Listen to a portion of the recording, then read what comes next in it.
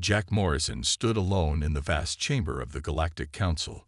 Bright lights from above shone down on the circular platform where he waited. Around him, in rising tiers, sat the representatives of over 200 alien species. Their eyes, some glowing, some multifaceted, some barely visible, all focused on him. "The vote has been counted," announced High Counselor Zex, his blue skin shimmering under the lights. "With a majority of 193 to 7, Earth is officially classified as a Class 3 primitive species." Jack's shoulders dropped, but he kept his face calm. 6 months of arguments, presentations, and diplomacy had failed. Humanity was now officially considered inferior. "Ambassador Morrison," Zex continued, "this classification restricts human expansion beyond your solar system. Your people may continue limited trade with approved species, but will have no voting rights in council matters." A tall, thin alien with golden skin stood up. This was Elder Kol Sharath of the Eldurian Collective, one of the oldest species in the galaxy. "The evidence is clear," Kol Sharath said in a deep voice. "Humans still used fossil fuels. You have not mastered gravity control. Your spaceflight is primitive. Your weapons destroy rather than disable. You are divided by nations rather than united as a planet." He paused. "You are simply not ready." Jack stepped forward. "With respect, Elder, humanity has accomplished more in 500 years than many species did in 5,000. We went from horse-drawn carriages to landing on our moon in less than 70 years. We are not interested in speed," Ambassador, interrupted Vex Toral, the Xanthari representative. "We measure advancement by efficiency, harmony, and technological sophistication. By these standards, you remain far behind." Jack tried once more. "Our art, our music, our literature. Cultural outputs are not factors in species classification," Zex stated flatly. "This decision is final." The council chamber emptied quickly. Jack stayed on the platform, looking at the official document in his hands. Class 3 primitive species. The words burned in his mind. "A shame, really," said a voice beside him. A small green alien with 4 arms stood there. "I voted for Class 2. "Thank you, Representative Plex," Jack said. "Don't lose heart," Plex said. "Classifications can be changed." Jack nodded. "They will be. I promise you that." 3 days later, Jack's ship approached Earth. As the blue planet grew larger in his viewport, he made a decision. He would not tell humanity to accept this judgment. Instead, he would find a way to prove the Council wrong. "They think we're primitive," he said to himself as Earth's continents came into view. "They have no idea what humans are capable of." News of the Galactic Council's decision spread quickly across Earth. In every city, people gathered around screens to hear the announcement. Humanity was officially labeled as primitive. At NASA headquarters in Houston, Director Amanda Wells called an emergency meeting. 20 of Earth's top scientists and leaders sat around a large table, faces grim. "So that's it? We're just space cavemen now?" asked General Frank Peters, pounding his fist on the table. Ambassador Jack Morrison shook his head. "The classification can be changed, but we need to show them something they haven't seen before." Amanda stood up and walked to a screen on the wall. "As it happens, we have an opportunity." She tapped the screen, showing a calendar. "The Galactic Cultural Exchange is happening in 3 weeks. It was supposed to be on Zinthar Prime, but they had some kind of technical problem with their facilities." "And?" asked Dr. Olivia Summers, looking up from her notes. "And I volunteered Earth as the host," Amanda said with a small smile. The room went quiet, then erupted. "You did what?" "We can't possibly." "Are you crazy?" Amanda raised her hand. "Listen, 17 species will send representatives, including members of the Eldurian Collective and the Xanthari." Ethan Blackwood, a young engineer who had been quiet until now, leaned forward. "The very people who voted against us." "Exactly," Jack said, catching on to Amanda's plan. We get a chance to show them who we really are. Not through statistics or technology comparisons, but in person. What can we possibly show them that would impress species who can bend gravity and have lived for thousands of years? Asked General Peters. Olivia tapped her pen against her lips. We don't try to impress them with technology. We show them our adaptability, our creativity, our spirit.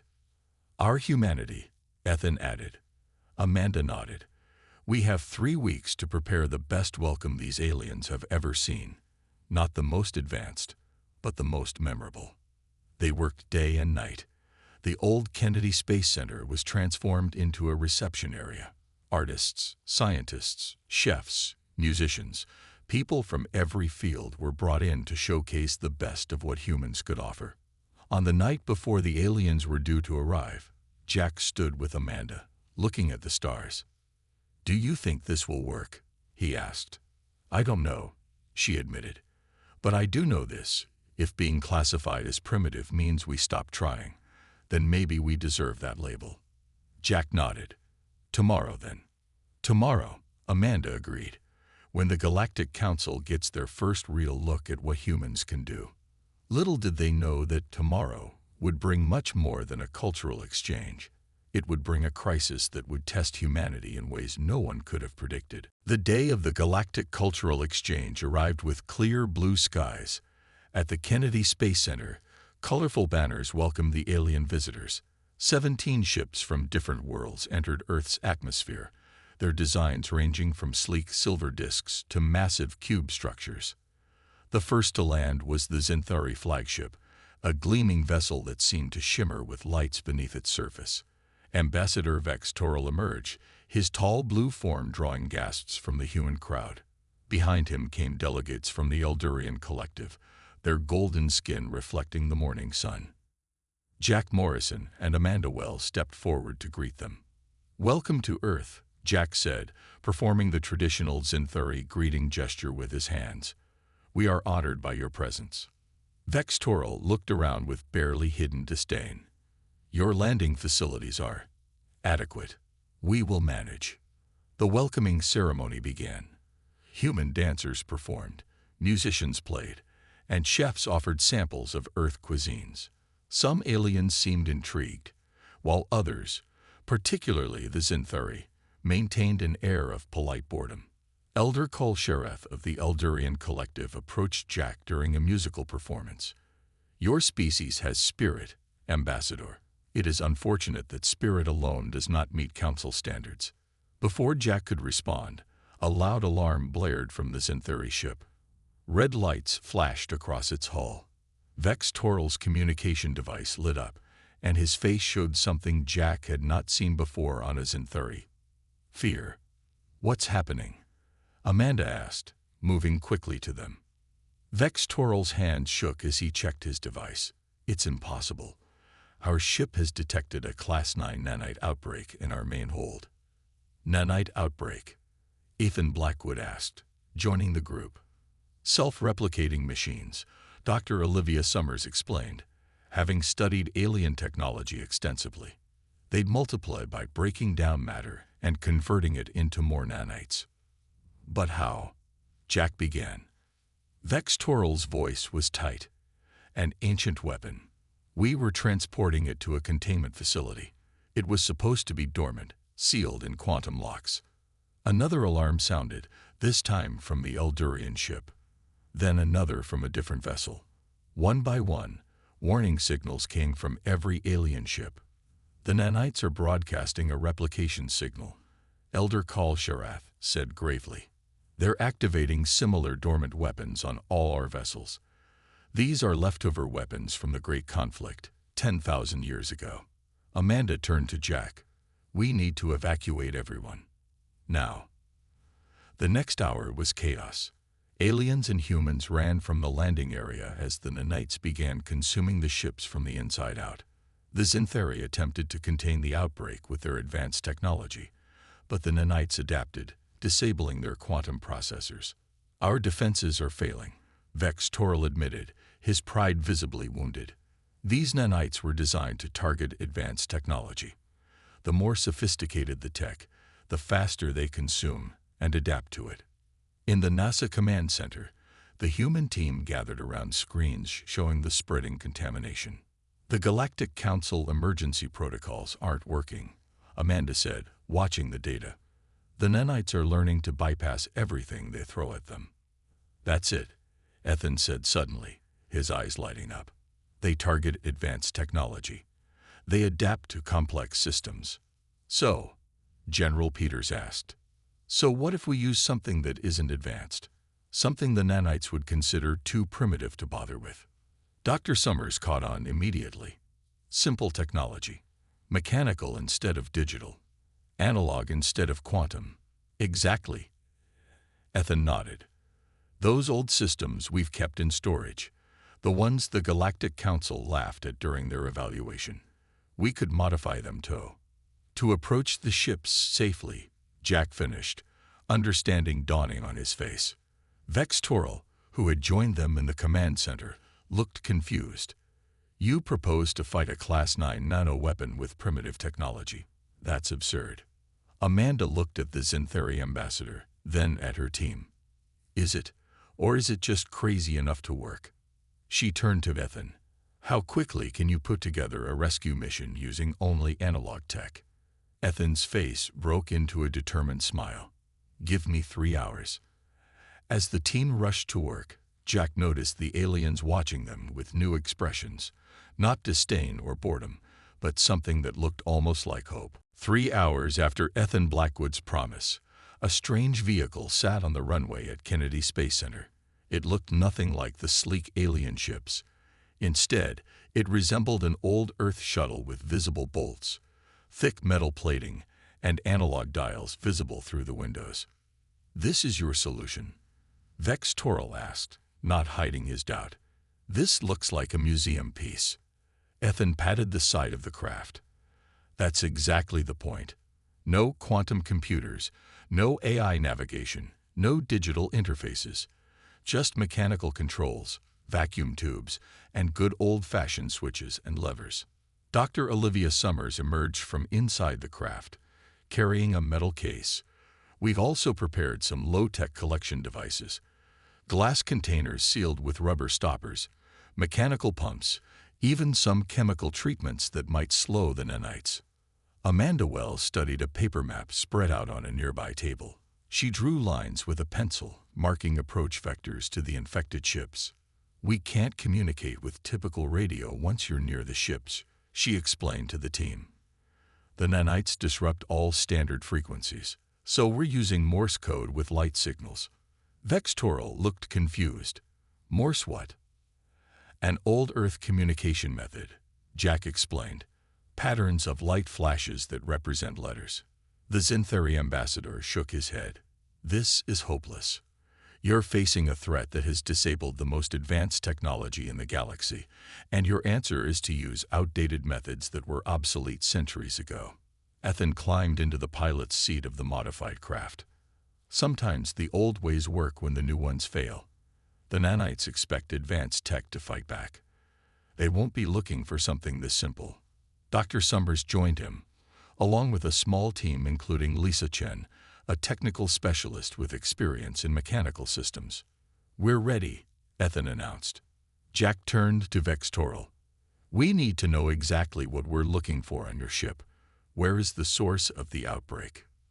The Xanthari hesitated, then pulled out a small device. The containment unit is in the central chamber here. He projected a holographic map of his ship, but you won't be able to approach it.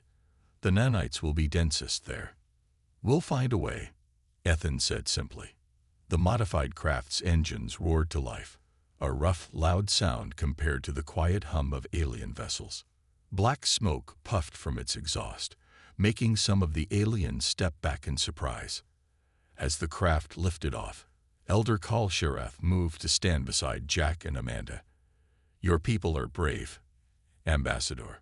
Foolish perhaps, but brave. The rescue team approached the Xanthari flagship first, as it had the highest concentration of nanites. Through binoculars, Amanda and the others watched as the craft carefully maneuvered close to the larger ship. They're using actual manual docking clamps, General Peters noted, surprised. I haven't seen those in decades. Inside the modified craft, Ethan guided it to the Xanthari ship's emergency airlock. The team wore simple pressure suits with air tanks, no electronic life support systems. This is insane, Lisa Chen said, checking her mechanical air gauge. We're fighting space-age threats with stone-age tools. Sometimes that's the best approach, Dr. Summers replied. When your enemy expects lasers, bring a rock. They docked successfully and entered the Xanthari ship. The corridors were dark, with only their hand-cranked flashlights providing illumination. Tiny silver specks floated in the air, nanites searching for technology to consume. Our suits are safe, Dr. Summers confirmed, examining a sample with a manual microscope. They're ignoring the simple materials. As they moved deeper into the ship, they found Xanthari crew members trapped in various sections. Some looked at the humans with surprise, then relief as they realized help had arrived. How are your primitive devices working when our technology failed? One Xanthari engineer asked as they freed him from a sealed compartment. Ethan smiled. Sometimes being primitive has its advantages. Back at the command center, Amanda received the first light signals from the rescue team. She translated the Morse code with growing excitement. They've reached the ship's core, she announced. They've found survivors, and they think they can reach the containment unit where the outbreak started. Jack looked at Vex Toral, whose expression had changed from dismissal to cautious hope. Perhaps, the Xanthari ambassador said slowly, we have underestimated your species. Deep inside the Xanthari flagship, Ethan Blackwood and his team pushed forward toward the central chamber. The ship's sleek corridors were now covered with a silver film of nanites. The only sounds were their footsteps and the clicking of mechanical tools. The containment unit should be through these doors, Dr. Summers said, checking a paper map Vex Toral had drawn for them. Lisa Chen examined the sealed doorway. The electronic lock is dead. We'll have to use the manual override. She pulled a simple crowbar from her pack. The aliens watched in surprise as she wedged it into a tiny gap and applied pressure. With a groan, the door slid open just enough for them to squeeze through. In the central chamber, they found what they were looking for. A broken container sat on a pedestal, leaking silver particles into the air. Around it, Xanthari technology had been reduced to dust. So this is the ancient weapon, Ethan said, approaching carefully. How do we stop it? Dr. Summers took samples using glass vials. I need to understand how these nanites work. If we know that, maybe we can find a weakness. Back at NASA headquarters, Amanda Wells coordinated rescue efforts for the other ships. 6 more human teams had launched using similarly modified craft, each targeting a different alien vessel. Jack Morrison stood beside Ambassador Vex Toral, watching the operation unfold on simple paper maps, updated by hand as light signals came in. Why are you doing this? Vex Toral asked suddenly. We declared your species inferior. We restricted your rights. Yet you risk your lives to save us. Why? Jack looked at him steadily. Because we can help, and that's what humans do. The Xanthari was silent for a long moment. Perhaps our metrics for measuring advancement were incomplete. In the lab section of the modified rescue craft, Dr. Summers worked frantically, examining the nanite samples through a manual microscope. The ship had returned to orbit the Xanthari vessel, serving as a base of operations. There's something strange about their structure, she said to Ethan. They're programmed to consume technology, but they seem to ignore organic matter completely. An idea sparked in her mind. She pulled out a slide containing samples of Earth bacteria she had brought along for her own research. What if we fight machines with life? She wondered aloud. She watched through the microscope as the bacteria and nanites interacted. To her amazement, some of the bacteria actually began to break down the nanite structures. Ethan, she called excitedly. I think I found something. On Earth, Lisa Chen had returned with several rescued Xanthari engineers. Together with human scientists, They worked to understand the ancient weapon. It was created during the Great Conflict, one Xanthari explained, designed to target only enemy technology, while leaving organic beings unharmed. That's why our simple tools are working, Amanda realized. The nanites don't see them as worth consuming. A transmission came in from Dr. Summers. Amanda quickly translated the Morse code light signals. She's found something, Amanda told the others. The nanites are vulnerable to certain Earth bacteria. They can be broken down by living organisms. Can we weaponize that? General Peters asked. The Xanthari engineers looked at each other in disbelief. You wish to fight a technological threat with bacteria? Exactly, Jack said. It's the last thing the nanites would be programmed to defend against. Elder Cole Sherath, who had been quietly observing, stepped forward. Throughout my 500 years, I have never seen such an approach. It is unorthodox. But will it work? Vex Toril demanded. Dr. Summers believes it will, Amanda replied. We need to cultivate the right bacterial strain and find a way to deploy it throughout the affected ships. As plans formed, Jack noticed something had changed. The aliens were no longer dismissing human ideas. Instead, they listened intently, even contributing suggestions. The Eldurian collective members, with their centuries of experience, worked alongside human scientists on bacterial cultivation. The Xanthari, masters of precision manufacturing, helped design deployment systems that required no electronics. I must admit, Elder Cole Sherath said to Jack as they worked side by side, your species has shown remarkable adaptability and creativity in this crisis. Jack nodded. Humans are good at thinking outside the box when facing problems. Perhaps, the elder replied thoughtfully. That is a form of advancement we fail to measure. The next 24 hours were a blur of activity.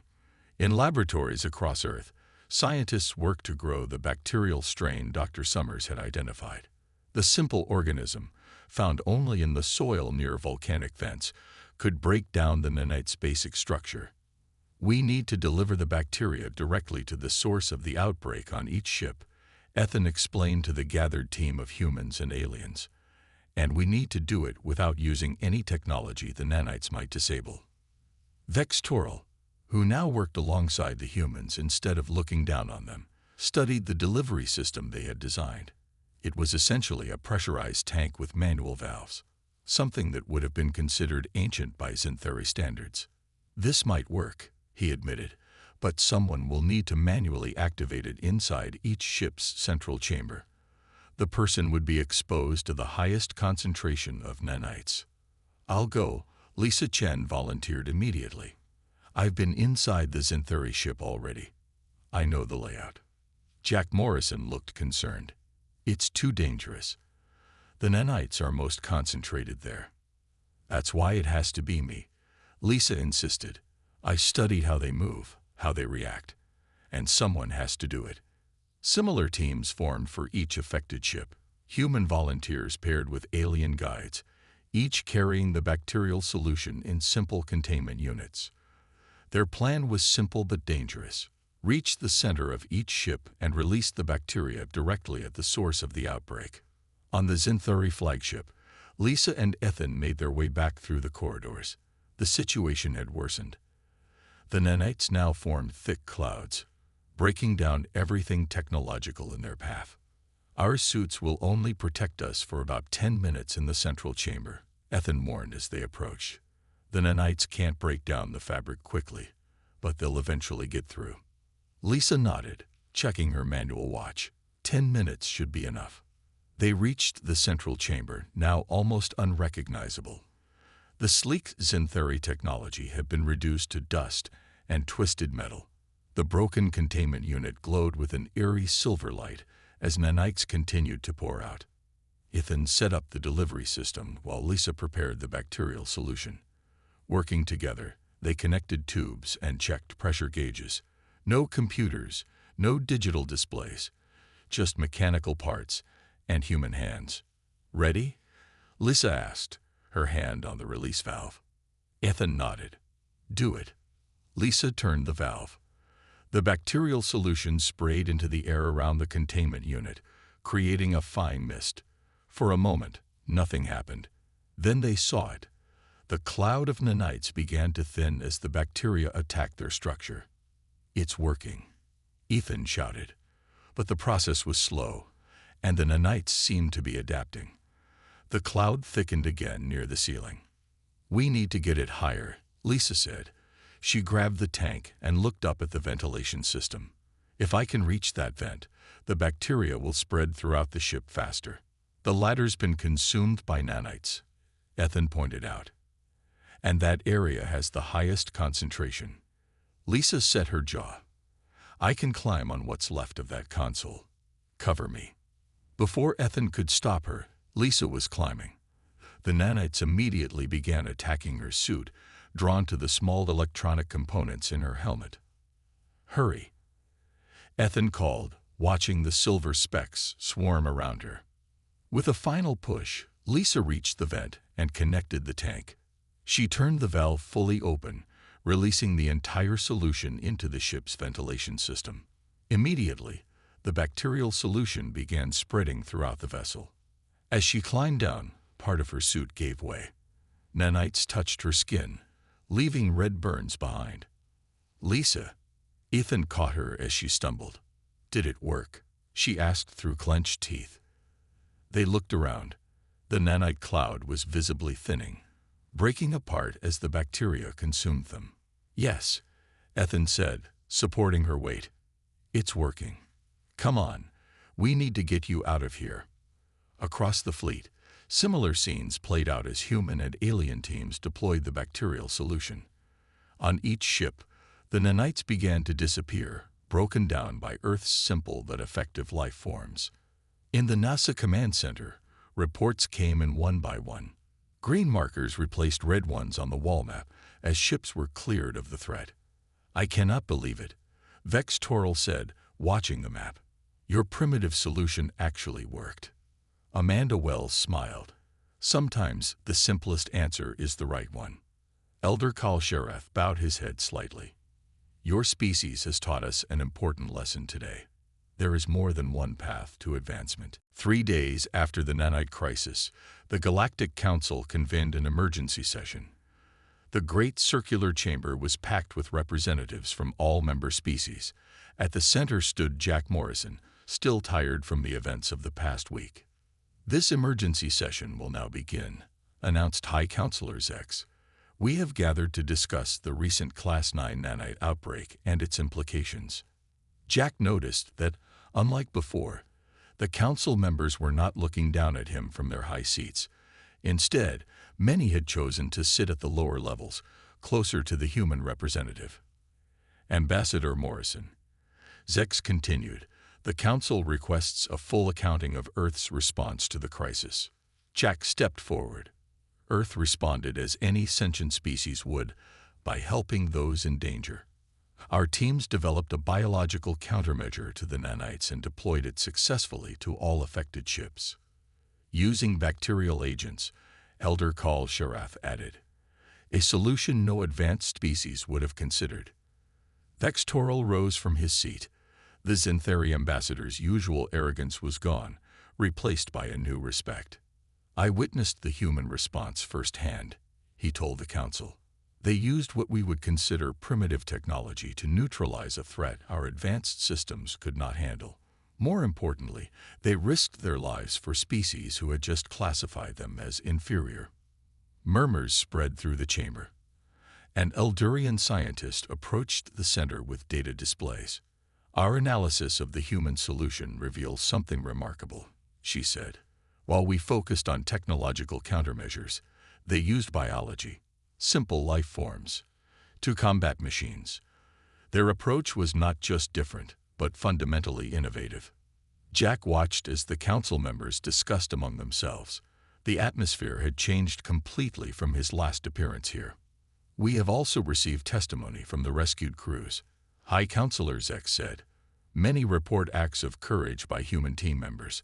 Particularly noteworthy is the case of technical specialist Lisa Chen, who suffered injuries while ensuring the bacterial agent reached the ventilation systems." Images appeared showing Lisa's actions aboard the Zintheri ship. Jack felt pride seeing his fellow humans' bravery displayed before the Galactic Council. "Where is Specialist Chen now?" asked a representative from a species Jack didn't recognize. "She is recovering in a medical facility on Earth," Jack replied. "The nanites cause burns to 15% of her body, but she will recover fully." Elder Kal-Sharaf stood, his golden skin gleaming under the chamber lights. "I move that the Council reconsider Earth's classification.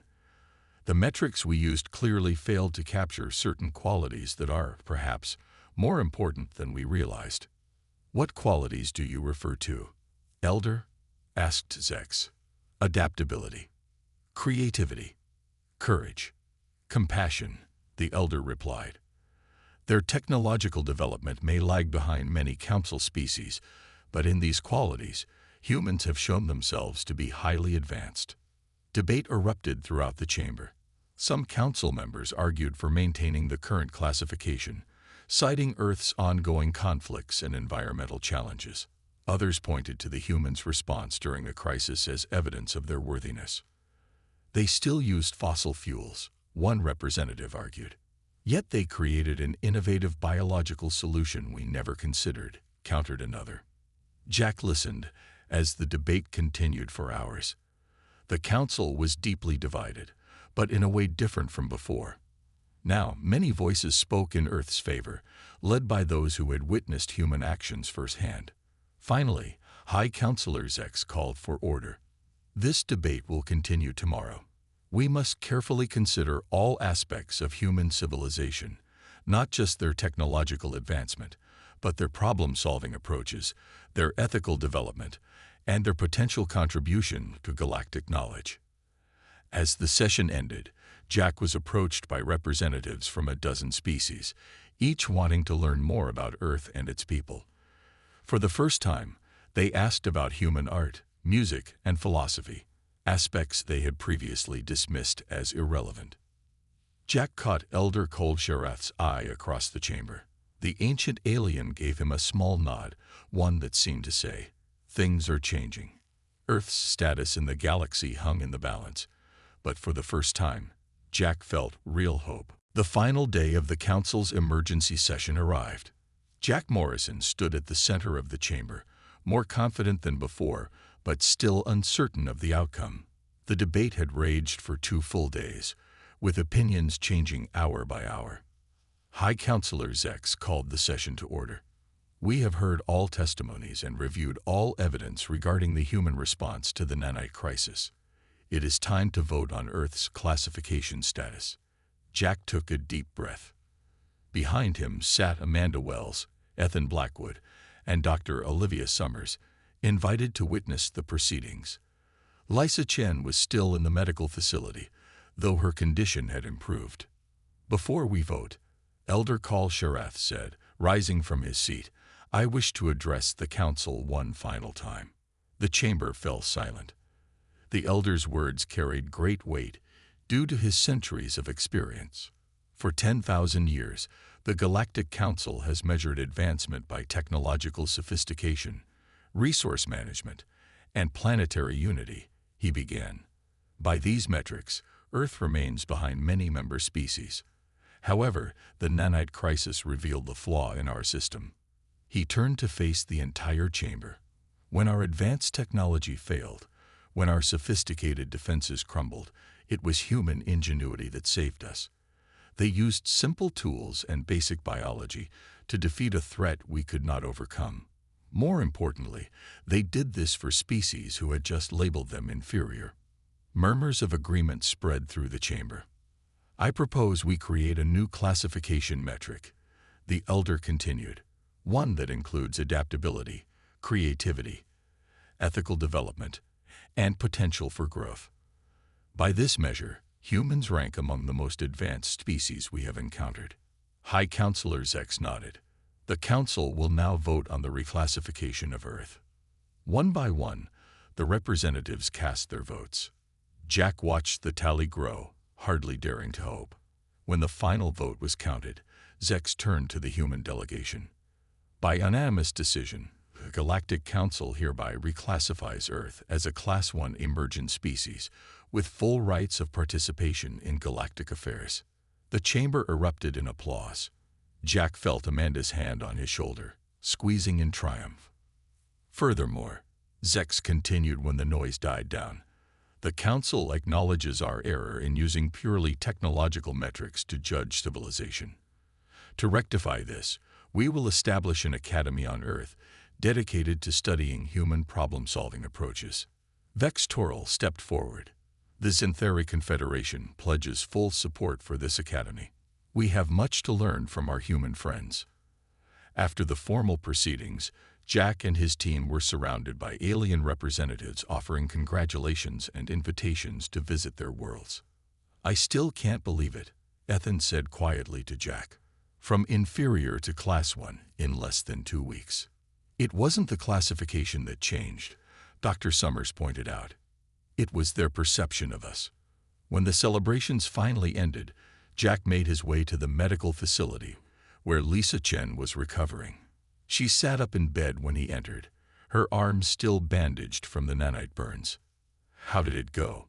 she asked eagerly. Jack smiled. Class 1 emergent species, full galactic rights, and they're building an academy on Earth to study human thinking. Lisa leaned back, grinning.